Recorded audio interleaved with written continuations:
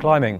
Whether you love it or you loathe it, at some point in your ride you're going to encounter a road where you can't go around it and your only option is to go up it and over it. Now for a lot of cyclists, going on a long steep climb is something that fills them with dread, but it needn't be. All you have to do is follow our 5 easy steps and you'll soon be wondering what all the fuss was about.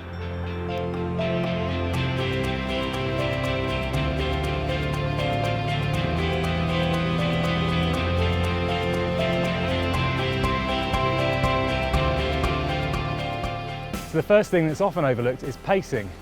You want to ride at a pace which is comfortable for yourself and is going to be sustainable.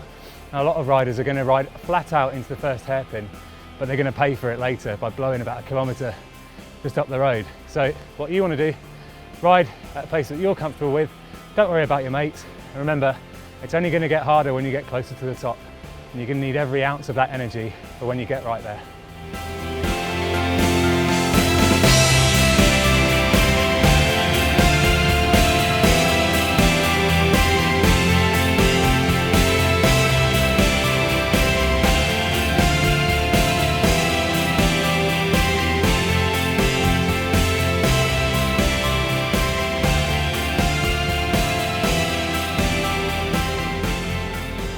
The second thing, it's all about technique. You're going to be seated in the saddle, spinning your legs at about 90 RPM and working your aerobic capacity rather than the strength in your legs. That way you're going to have much more endurance and you're going to keep that strength for when it really matters, right near the top where the gradient ramps up and on those steepest bits of the road.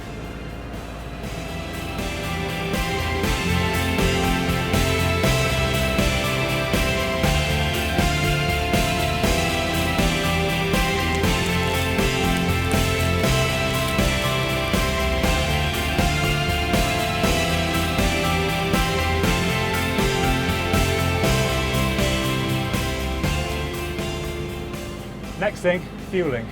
Now fueling is important for any type of cycling, but on a climb it's absolutely crucial. If you don't eat enough, you're not going to make it to the top.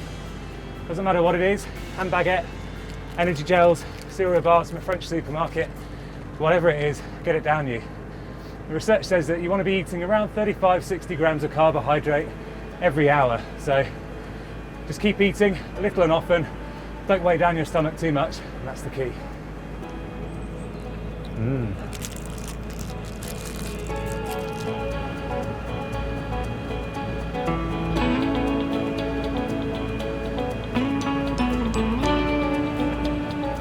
Although the key to efficient climbing is a constant, seated, high cadence effort, there's a time and a place for getting out of the saddle.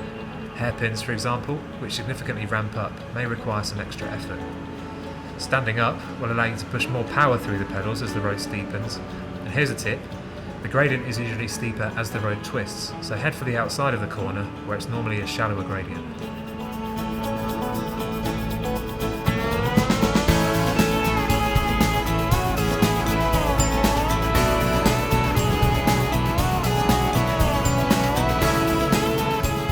You've made it to the top, now it's time to think about going back down again. The thing to remember is when you're going downhill, you're going a lot faster and you're not working at the same rate to the same extent.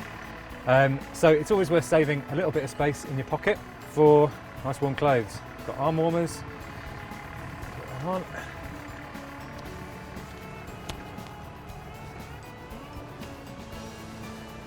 Nice stowaway jacket to keep out the wind and the rain if you've got some. Remember, we're a mile of altitude above sea level and the weather's not always this nice. So a nice windproof, waterproof jacket. Won't take a lot of space in your back pocket, but you'll be thankful you brought it up when you get to the top and when you work your way down. And here you go.